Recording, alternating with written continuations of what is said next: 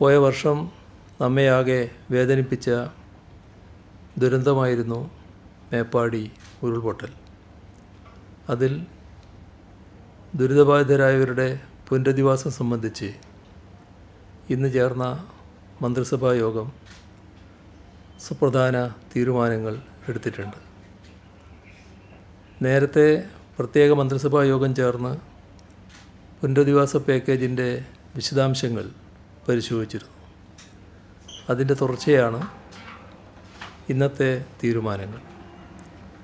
രാജ്യം കണ്ട സമാനതകളില്ലാത്ത ദുരന്തമാണ് മേപ്പാടി പഞ്ചായത്തിൽ മുണ്ടക്കൈ ചൂരൽമല മേഖലയിൽ ഉണ്ടായത്. രക്ഷാപ്രവർത്തനങ്ങളും ദുരിതാശ്വാസവും സമയബന്ധിതമായി പൂർത്തിയാക്കിയ ശേഷം സാധ്യമായ ഏറ്റവും വേഗത്തിൽ പുനരധിവാസ പ്രവർത്തനങ്ങൾ ആരംഭിക്കാനാണ് സർക്കാർ തുടക്കം മുതൽ ശ്രമിച്ചത്.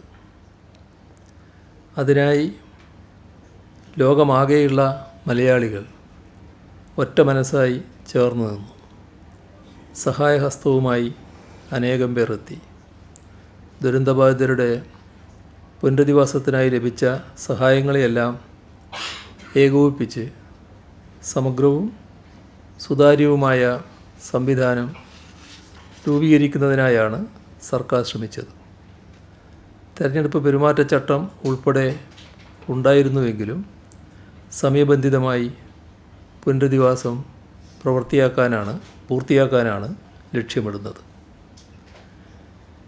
കിടപ്പാടം നഷ്ടപ്പെട്ട എല്ലാവരെയും ഒരേയിടത്ത് പുനരധിവസിപ്പിക്കാൻ കഴിയുന്ന രീതിയിൽ ഭൂമി കണ്ടെത്താൻ വയനാട്ടിൽ പ്രയാസമുണ്ട്.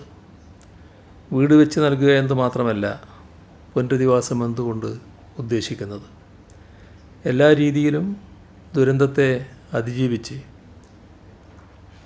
ജീവിതം മുന്നോട്ട് കൊണ്ടുപോകാനുള്ള ഉപജീവന മാർഗങ്ങൾ ഉൾപ്പെടെയുള്ള പുനരധിവാസം യാഥാർത്ഥ്യമാക്കുകയാണ് ഉദ്ദേശം. അതിന് സഹായവുമായി മുന്നോട്ട് വരുന്ന എല്ലാവരെയും ചേർത്ത് പിടിക്കും. എല്ലാ സഹായങ്ങളും ഏകോപിച്ചായിരിക്കും പുനരധിവാസ പദ്ധതി പൂർത്തിയാക്കുക. കോട്ടപ്പടി വില്ലേജിലെ നെടുമ്പാല എസ്റ്റേറ്റും കൽപ്പറ്റ വില്ലേജിലെ എൽസ്റ്റോൺ എസ്റ്റേറ്റുമാണ് ടൗൺഷിപ്പിനായി തിരഞ്ഞെടുത്തിരിക്കുന്നത്. അതിൻ്റെ വീഡിയോ ആണ് ഇപ്പോൾ കണ്ടത്. 2005 ഡിസാസ്റ്റർ മാനേജ്മെൻറ്റ് നിയമം വഴിയാണ് ഭൂമി ഏറ്റെടുക്കാൻ തീരുമാനിച്ചത്.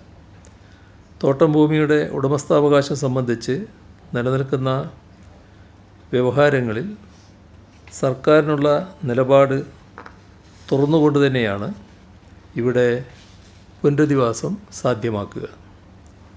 ടൗൺഷിപ്പിനായി ഏറ്റെടുക്കുന്ന ഭൂമി സംബന്ധിച്ച വിഷയത്തിൽ ബഹുമാനപ്പെട്ട ഹൈക്കോടതി സർക്കാരിന് അനുകൂലമായ വിധി പുറപ്പെടുവിച്ചിട്ടുണ്ട്. നിലവിൽ സ്ഥലം കൈവശം വെച്ചവർ ഡിസാസ്റ്റർ മാനേജ്മെൻറ്റ് നിയമം 2005 പ്രകാരം എസ്റ്റേറ്റുകൾ ഏറ്റെടുക്കാനുള്ള സർക്കാരിൻ്റെ ഉദ്ദേശത്തെ ചോദ്യം ചെയ്തുകൊണ്ടും നഷ്ടപരിഹാരത്തിൻ്റെ വ്യവസ്ഥകളെ ചോദ്യം ചെയ്തുകൊണ്ടും ഫയൽ ചെയ്ത റിട്ട് ഹർജികളാണ് ബഹുമാനപ്പെട്ട ഹൈക്കോടതി പരിശോധിക്കുകയും തീരുമാനമെടുക്കുകയും ചെയ്തിട്ടുള്ളത്. കണ്ടെത്തിയ ഭൂമിയിൽ പുനരധിവാസത്തിനും നിർമ്മാണത്തിനും അനുയോജ്യമല്ലാത്ത ഭാഗം ഒഴിവാക്കിയതിനു ശേഷം എൽസ്റ്റോൺ എസ്റ്റേറ്റിൽ 58.5 ഹെക്ടറും നെടുമ്പാല എസ്റ്റേറ്റിൽ 48.96 ഹെക്ടറുമാണ് ഏറ്റെടുക്കുക. ഏറ്റെടുക്കാത്ത ഭൂമിയിൽ പ്ലാന്റേഷൻ മുന്നോട്ട് കൊണ്ടുപോകാൻ അനുമതി നൽകും. ഭൂമി കണ്ടെത്തിയത് ഡ്രോൺ സർവേയിലൂടെയാണ്. ഇപ്പോൾ ഫീൽഡ് സർവേ നടന്നുകൊണ്ടിരിക്കുകയാണ്. അത് പൂർത്തിയാകുന്നതോടെ കൂടുതൽ കണിശതയുള്ള കണക്കുകൾ ലഭ്യമാകും. എൽസ്റ്റോൺ എസ്റ്റേറ്റിലെ ടൗൺഷിപ്പ് കൽപ്പറ്റ മുനിസിപ്പാലിറ്റിയിലും നെടുമ്പാല എസ്റ്റേറ്റിലെ ടൗൺഷിപ്പ് മേപ്പാടി പഞ്ചായത്തിലുമാണ് വരുന്നത്. അതിനനുസൃതമായി ഭൂമിയുടെ വിലയിൽ വരുന്ന വ്യത്യാസം കണക്കിലെടുത്ത് എൽസ്റ്റോൺ എസ്റ്റേറ്റിൽ ഒരു കുടുംബത്തിന് 5 സെൻറ്റും നെടുമ്പാലയിൽ 10 സെൻറ്റുമായിരിക്കും നൽകുക. ടൗൺഷിപ്പുകളിൽ വീടുകൾക്ക് പുറമെ വിനോദത്തിനുള്ള സൗകര്യങ്ങൾ, മാർക്കറ്റ്, ആരോഗ്യകേന്ദ്രം, വിദ്യാലയം, അംഗൻവാടി, കളിസ്ഥലം, വൈദ്യുതി, കുടിവെള്ളം, ശുചിത്വ സംവിധാനങ്ങൾ ഇവയെല്ലാം സജ്ജമാക്കും. ദുരന്തബാധിത കുടുംബങ്ങളുടെ അന്തിമ ലിസ്റ്റ് 2025 ജനുവരി 25 പുറത്തിറക്കാൻ കഴിയും വിധമാണ് പ്രവർത്തനങ്ങൾ നീക്കുന്നത്. ദുരന്തത്തിന് ഇരയായവർക്ക് ഉപജീവനമാർഗം ഒരുക്കുന്നതിനായി കുടുംബശ്രീയുടെ നേതൃത്വത്തിൽ മൈക്രോ പ്ലാൻ സർവേ നടത്തുകയുണ്ടായി. മേപ്പാടി ഗ്രാമപഞ്ചായത്തിലെ 10, 11, 12 വാർഡുകളിൽപ്പെടുന്ന 4658 പേർ അടങ്ങുന്ന 1084 കുടുംബങ്ങളെ ഉൾപ്പെടുത്തിയാണ് സർവേ നടത്തി മൈക്രോ പ്ലാൻ തയ്യാറാക്കിയത്. ഇതിൽ 79 പേർ മൃഗസംരക്ഷണ മേഖലയാണ് തിരഞ്ഞെടുത്തത്. 192 പേർ കാർഷിക മേഖലയും 1034 പേർ സൂക്ഷ്മ സംരംഭങ്ങളും 585 പേർ മറ്റ് വരുമാനമുണ്ടാക്കുന്ന പ്രവർത്തനങ്ങളുമാണ് തിരഞ്ഞെടുത്തത്. പ്രത്യേക പരിഗണന നൽകേണ്ടതായിട്ടുള്ള സ്ത്രീകൾ മാത്രമുള്ള 84 കുടുംബങ്ങളെയും വിധവകൾ മാത്രമുള്ള 38 കുടുംബങ്ങളെയും കുട്ടികൾ മാത്രമുള്ള 3 കുടുംബങ്ങളെയും വയോജനങ്ങൾ മാത്രമുള്ള 4 കുടുംബങ്ങളെയും ഒരംഗം മാത്രമുള്ള 87 കുടുംബങ്ങളെയും മൈക്രോ പ്ലാൻ സർവേ വഴി കണ്ടെത്തി. ടൗൺഷിപ്പിലേക്ക് പുനരധിവസിപ്പിക്കപ്പെട്ട ശേഷവും ദുരന്തബാധിത മേഖലയിലെ ഭൂമിയുടെ ഉടമസ്ഥാവകാശം അവരവർക്ക് തന്നെയായിരിക്കും. ഉരുൾപൊട്ടിയ ആ ഭൂമി വനപ്രദേശമായി മാറാതിരിക്കാൻ കലക്റ്റീവ് ഫാമിംഗ് പോലുള്ള ഉൽപ്പാദനപരമായ ലക്ഷ്യങ്ങൾക്കായി ഉപയോഗിക്കാനുള്ള സാധ്യതകൾ പിന്നീട് പരിഗണിക്കും. ആ ഭൂമി അതിൻ്റെ ഉടമകളിൽ നിന്ന് അന്യം നിന്ന് പോകില്ല. ദുരന്തബാധിതരെ മാതൃകാ ടൗൺഷിപ്പ് സ്ഥാപിച്ച് പുനരധിവസിപ്പിക്കുന്നതാണെന്നും പ്രോജക്റ്റ് മാനേജ്മെൻറ്റ് കൺസൾട്ടൻസിയായി PMC കിഫ്ബിയെ ചുമതലപ്പെടുത്തുന്നതാണെന്നും നേരത്തെ റൂൾ 300 പ്രകാരം നിയമസഭയിൽ പ്രസ്താവന നടത്തിയപ്പോൾ അറിയിച്ചിരുന്നതാണ്. അതിൻ്റെ ഭാഗമായി ഒട്ടേറെ തയ്യാറെടുപ്പുകൾ ഇതിനകം പൂർത്തിയായിട്ടുണ്ട്. ഇക്കാര്യത്തിൽ കിഫ്ബി വിശദമായ പ്രോജക്റ്റ് റിപ്പോർട്ട് സമർപ്പിക്കുകയും ഇതിൽ നിയമ ധനകാര്യ വകുപ്പുകളുടെ അഭിപ്രായം തേടിയ ശേഷം മന്ത്രിസഭ വിശദമായി ചർച്ച ചെയ്യുകയും ചെയ്തു. ടൗൺഷിപ്പ് പദ്ധതിയുടെ ഭരണവകുപ്പായി ദുരന്ത നിവാരണ വകുപ്പിനെ ചുമതലപ്പെടുത്തി. ടൗൺഷിപ്പ് നിർമ്മാണ പ്രവർത്തനങ്ങൾ എഞ്ചിനീയറിംഗ് പ്രൊക്യൂർമെൻറ്റ് കൺസ്ട്രക്ഷൻ EPC പ്രകാരം അംഗീകരിക്കാനാണ് മന്ത്രിസഭാ യോഗം തീരുമാനിച്ചിരിക്കുന്നത്. തൊഴിലുടമയുടെ പ്രതിനിധിയായി കിഫ്ബിയുടെ അനുബന്ധ സ്ഥാപനമായ കിഫ്കോണിനെ ചുമതലപ്പെടുത്താനും മന്ത്രിസഭാ യോഗത്തിൽ തീരുമാനമായി. ധനനിയമവകുപ്പുകളുടെ അഭിപ്രായപ്രകാരം ഊരാളുങ്കൽ ലേബർ കോൺട്രാക്ട് സൊസൈറ്റിയെ നിർമ്മാണ പ്രവർത്തനങ്ങൾക്കുള്ള കരാറുകാരായി നാമനിർദ്ദേശം ചെയ്യാൻ തീരുമാനിച്ചു. ഭരണാനുമതി നൽകുന്നതിന് മുൻപ് DSR 2018 പ്രകാരമുള്ള എസ്റ്റിമേറ്റ് തയ്യാറാക്കുന്നതടക്കമുള്ള കാര്യങ്ങൾ പരിശോധിക്കുന്നതാണ്. ഈ വ്യവസ്ഥകളുടെ അടിസ്ഥാനത്തിലാണ് പദ്ധതിക്ക് തത്വത്തിലുള്ള അംഗീകാരം നൽകിയത്. ത്രിതല സംവിധാനമാണ് പുനരധിവാസ പദ്ധതി നടപ്പിലാക്കാൻ ഉണ്ടാവുക. മുഖ്യമന്ത്രി അധ്യക്ഷനായ വയനാട് പുനർനിർമ്മാണ സമിതിക്കായിരിക്കും പദ്ധതിയുടെ നേതൃത്വം. ചീഫ് സെക്രട്ടറി നേതൃത്വത്തിലുള്ള ഏകോപന സമിതിയും കലക്ടറുടെ നേതൃത്വത്തിലുള്ള പ്രോജക്റ്റ് ഇംപ്ലിമെൻറ്റേഷൻ യൂണിറ്റുമാണ് ഇതിൻ്റെ ഭാഗമായി പ്രവർത്തിക്കുക. മുഖ്യമന്ത്രിയുടെ നേതൃത്വത്തിൽ പ്രതിപക്ഷ നേതാവും പ്രധാന സ്പോൺസർമാരും ഉൾപ്പെടുന്ന മറ്റ് മന്ത്രിമാരും കൂടി ഉൾപ്പെടുന്ന ഉപദേശക സമിതി രൂപീകരിക്കുകയും ചെയ്യും. പദ്ധതി നടത്തിപ്പിലെ സുതാര്യതയും ഗുണമേന്മയും ചീഫ് സെക്രട്ടറിയുടെ അധ്യക്ഷതയിലുള്ള സമിതി ഉറപ്പുവരുത്തും. സർക്കാർ PMC പ്രതിനിധികളും മൂന്നാം കക്ഷി എന്ന നിലയിൽ ഒരു സ്വതന്ത്ര എഞ്ചിനീയർ, സ്വതന്ത്ര ഓഡിറ്റർ എന്നിവരും അടങ്ങിയ ഗുണനിലവാരം ഉറപ്പാക്കാൻ ഉള്ള സംവിധാനമായിരിക്കും ഈ സമിതി. പ്രോജക്റ്റുമായി ബന്ധപ്പെട്ട എല്ലാ കരാർ രേഖകളും പരിശോധിച്ച് ശുപാർശ ചെയ്ത് അംഗീകാരത്തിനായി ചീഫ് സെക്രട്ടറിക്കും ഭരണവകുപ്പിനും നൽകുന്നതിന് ധനകാര്യ വകുപ്പിനെ ചുമതലപ്പെടുത്തി.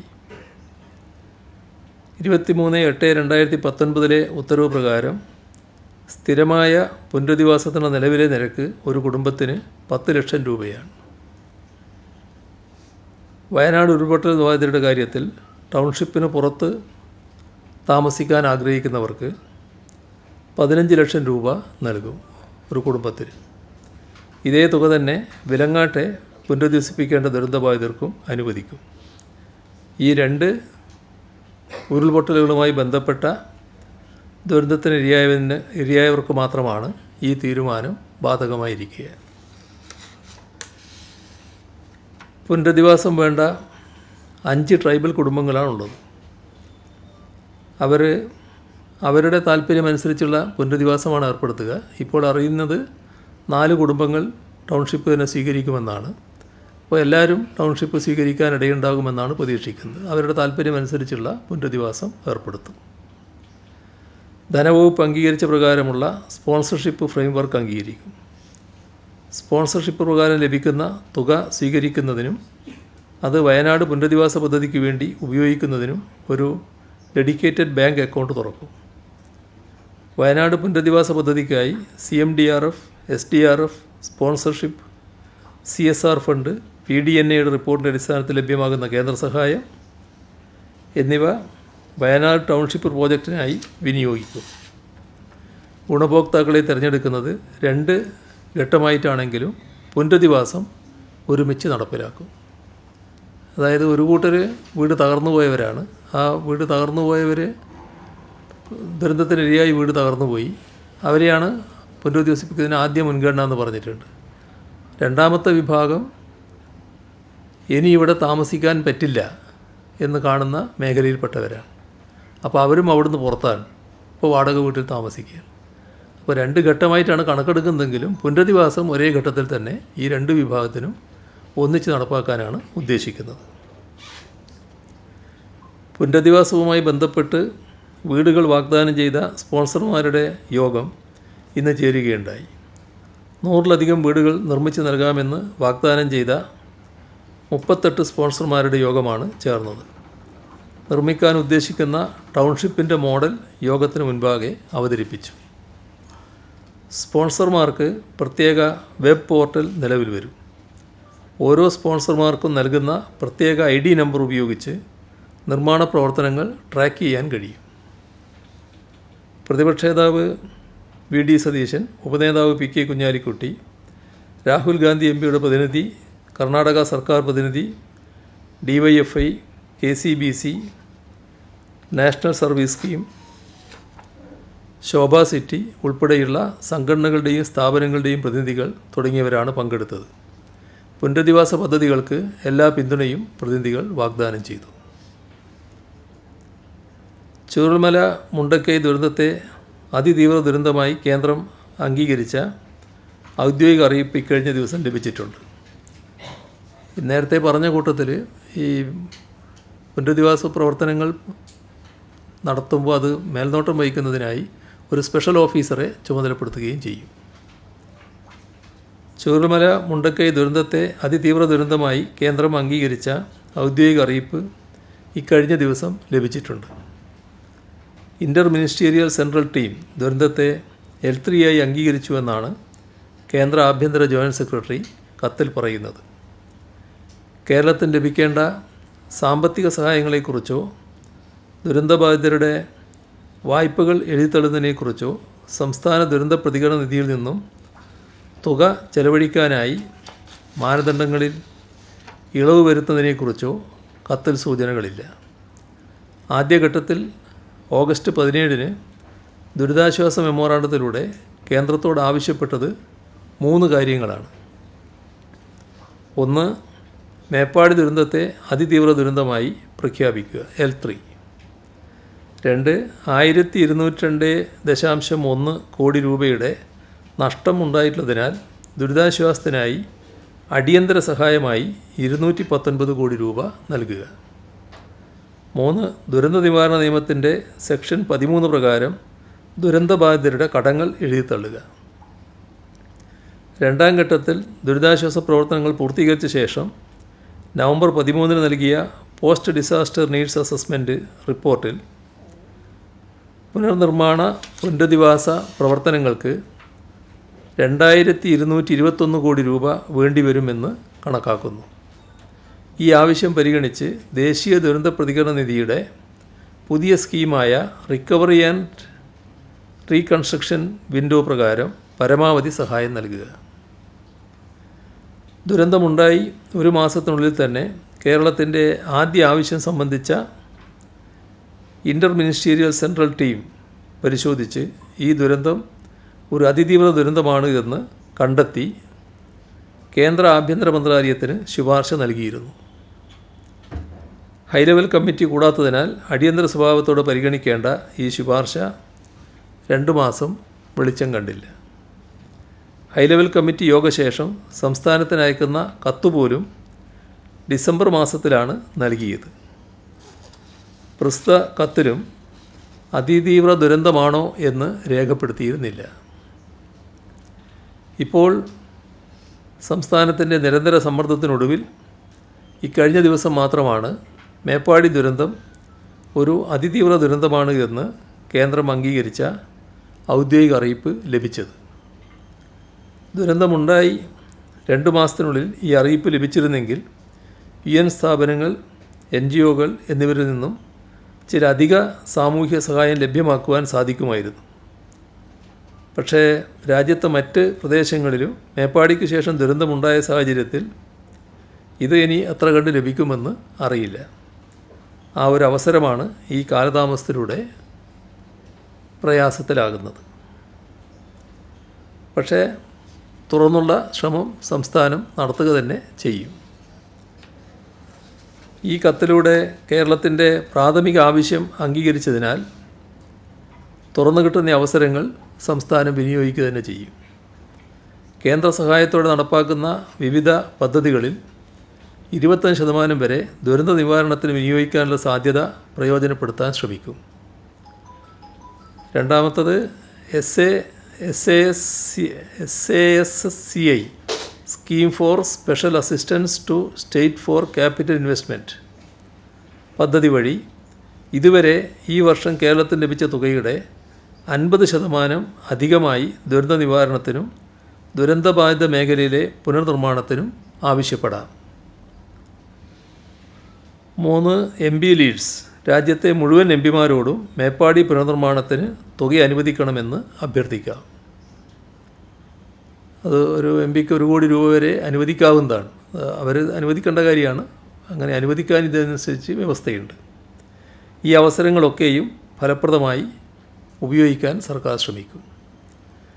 കോടതിയും കേരള സർക്കാരും നിരന്തരം ആവശ്യപ്പെട്ടപ്പോഴാണ് ഉന്നതതല കമ്മിറ്റി കൂടി 151 കോടി രൂപ അടിയന്തര സഹായമായി അനുവദിച്ചതെങ്കിലും കേരളത്തിൽ SDRFൽ തുക ലഭ്യമായതിനാൽ അധിക സഹായം നൽകില്ല എന്ന നിലപാടാണ് കേന്ദ്രം സ്വീകരിച്ചത്. ബഹുമാനപ്പെട്ട ഹൈക്കോടതി പോലും ഇത് ശരിയല്ല എന്ന് കണ്ട് ചില ശുപാർശകൾ കേന്ദ്രത്തിന് മുന്നിൽ പരിഗണനയ്ക്കായി നൽകിയിരിക്കുകയാണ്. നമ്മൾ ഉന്നയിച്ചിട്ടുള്ള ഏറ്റവും പ്രധാന ആവശ്യവും സമൂഹത്തിന് ഏറ്റവും ആശ്വാസം നൽകുന്നതുമായ കാര്യം ദുരന്തബാധിതരുടെ കടം എഴുതിത്തള്ളുക എന്നതാണ്. 2005 പാർലമെൻറ്റ് പാസാക്കിയ ദുരന്ത നിവാരണ നിയമത്തിൽ സെക്ഷൻ 13 ഇത്തരമൊരു സാധ്യത ഉള്ളപ്പോഴും കേന്ദ്ര സർക്കാർ ദുരന്തബാധിതരുടെ കാര്യത്തിൽ നിസ്സംഗത പുലർത്തുകയാണ്.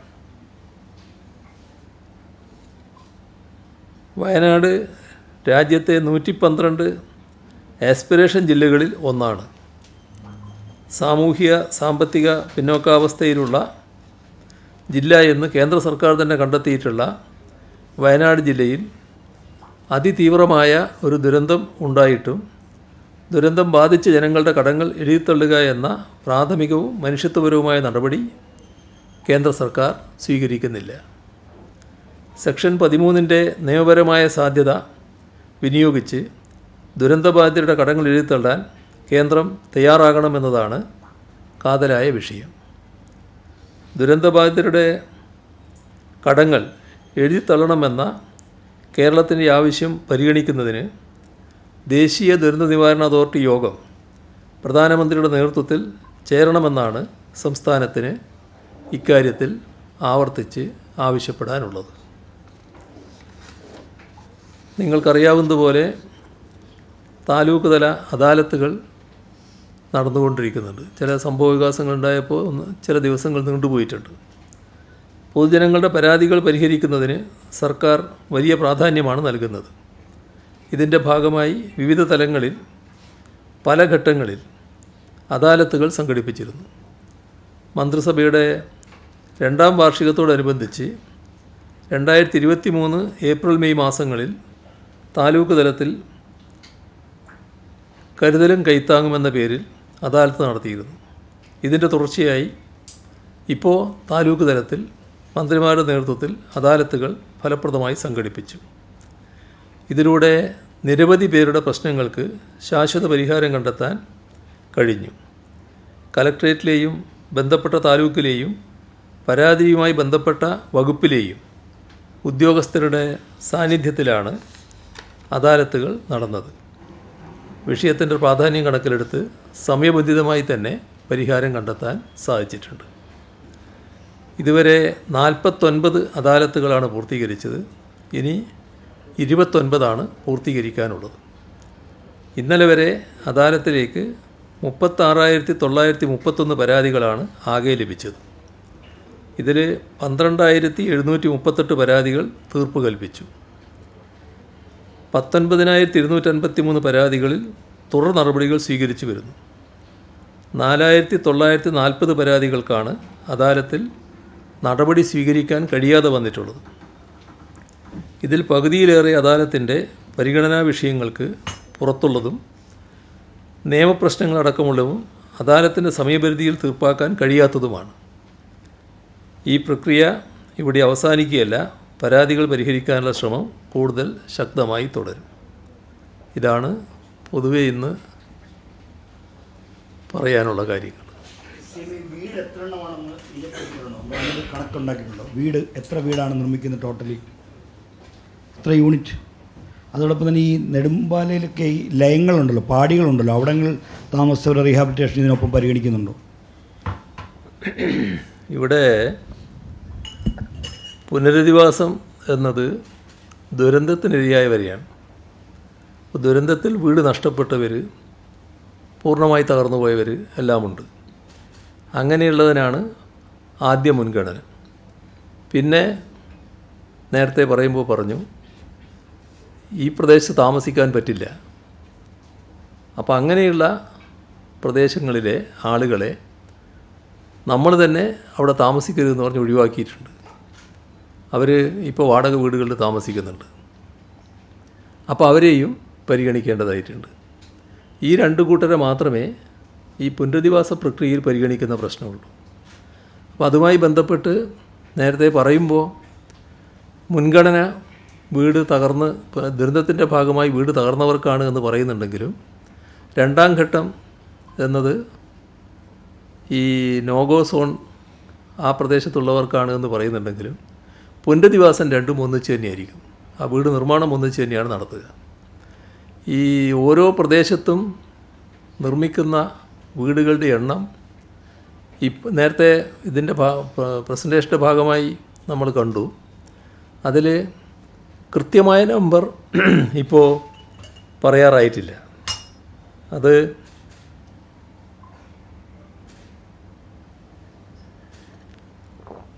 വീടുകളുടെ ആവശ്യകത നോക്കിയാൽ അത്രത്തോളം വീട് നിർമ്മിക്കാൻ ഇപ്പോൾ ഈ സ്ഥലം പോരാ. അതൊരു പ്രശ്നമാണ്. അപ്പോൾ അതുകൊണ്ട് കൂടുതൽ വീടുകൾ ഈ പ്രദേശങ്ങളിൽ നിർമ്മിക്കേണ്ടതായിട്ട് വരും. അതിന് ഈ ഭൂമിയുടെ കിടപ്പ് കുറച്ച് പ്രയാസങ്ങൾ ഉണ്ടാക്കുന്നുണ്ട്. അപ്പം അതിനെന്താണ് വഴി? ഒരു വഴി ഈ പൊതു സൗകര്യങ്ങൾ ചിലയിടത്ത് ഏർപ്പെടുന്നുണ്ട്. ആ സൗകര്യങ്ങളിൽ ഏതെങ്കിലും തരത്തിൽ ആ പ്രദേശം ചിലത് ഉപയോഗിക്കാൻ പറ്റുമോ, ആ ഭൂമി ഉപയോഗിക്കാൻ പറ്റുമോ, അങ്ങനെയുള്ള കാര്യങ്ങൾ ഇനിയും പരിശോധിക്കുന്നതാണ്. ആ പരിശോധനയുടെ ഭാഗമായി വീടിൻ്റെ എണ്ണം കൃത്യമായി നിശ്ചയിക്കുന്ന നിലയുണ്ടാവും. സ്പെഷ്യൽ പാക്കേജിൻ്റെ റിക്വസ്റ്റ് ഉണ്ടായിരുന്നല്ലോ, അതിലുള്ള കാര്യങ്ങളെല്ലാം തന്നെ ഇപ്പോൾ ഈ പ്രഖ്യാപിച്ചിട്ടുള്ള പാക്കേജിൽ ഉൾപ്പെടുത്താൻ നമുക്ക് കഴിഞ്ഞിട്ടുണ്ടോ? അതുപോലെ ഇനിയിപ്പോൾ ഒരു കേന്ദ്രത്തിൻ്റെ പ്രത്യേക പാക്കേജ് ലഭിക്കാനുള്ള സാധ്യതകളുണ്ടെന്ന് കരുതുന്നുണ്ടോ? കേന്ദ്രത്തിൻ്റെ പാക്കേജ് എന്ന് പറയുന്നത് നമ്മളൊരു ആവശ്യമാണല്ലോ. ആ ആവശ്യം നമുക്ക് ന്യായമായിട്ട് അവകാശപ്പെട്ടതാണ്. അത് നമ്മൾ ഉന്നയിച്ചു കൊണ്ടേയിരിക്കും. അനുവദിക്കില്ല എന്നുള്ളത് കേന്ദ്ര ഗവൺമെൻറ് തീരുമാനിക്കേണ്ട കാര്യമാണ്. ഇപ്പോൾ അനുവദിച്ചില്ലെങ്കിലും നമ്മൾ ആ ആവശ്യം വീണ്ടും ആവർത്തിച്ചു എന്ന നില വരും. പുനരധിവാസവുമായി ബന്ധപ്പെട്ട് നേരത്തെ എന്തൊക്കെ കാര്യങ്ങളാണോ കണ്ടിട്ടുള്ളത് അതേ രീതിയിൽ തന്നെ പുനരധിവാസം പൂർത്തിയാക്കാനാണ് ഉദ്ദേശിക്കുന്നത്. ഒരു ടൈം ഫ്രെയിം എത്ര നാൾ കൊണ്ട് ഇത് പൂർത്തിയാക്കാൻ ഏകദേശം? ഇത് വളരെ വേഗതയിൽ പൂർത്തിയാക്കും. അതായത് അതിൻ്റെ കൃത്യമായ സമയം ഒരു 2-3 ആഴ്ചകൾക്കുള്ളിൽ പറയാൻ പറ്റും. കാരണം ഈ ബന്ധപ്പെട്ട ഏജൻസികളുമായിട്ടൊക്കെ ചർച്ച ചെയ്ത് കൃത്യമായി ടൈം ഷെഡ്യൂൾ തീരുമാനിക്കും. ഈ 2 സ്ഥലങ്ങളിലേക്ക് വേണ്ട അതിൻ്റെ ചെലവ് ഈ പറയുന്ന 38 സ്പോൺസർഷിപ്പിൽ തന്നെ കിട്ടുമോ? അതെല്ലാം പുറമെ സംഘടിപ്പിക്കുന്നത്? ഇതിൽ നമ്മൾ കാണേണ്ടത് ഈ പറയുന്ന ദുരന്തത്തിനിരയായ ആ കുടുംബങ്ങളെ പുനരധിവസിപ്പിക്കാൻ നമ്മൾ പൂർണ്ണമായും ബാധ്യസ്ഥരാണ്. അപ്പോൾ അതിന് ധാരാളം ആളുകൾ സഹായിക്കാൻ തയ്യാറായിട്ടുണ്ട്. ആ നല്ല മനസ്സെല്ലാം നമ്മളുമായിട്ട് സഹകരിക്കുക തന്നെ ചെയ്യും, തുറന്ന് സഹകരിക്കും. അപ്പോൾ അതിൻ്റെ ഭാഗമായി എത്ര കിട്ടുന്നില്ല എന്നുള്ളതല്ല പ്രശ്നം. നമ്മുടെ ബാധ്യതയാണ് ഇത് പൂർത്തിയാക്കുക എന്നുള്ളത്. ആ ബാധ്യത നിർവഹിച്ചിരിക്കും.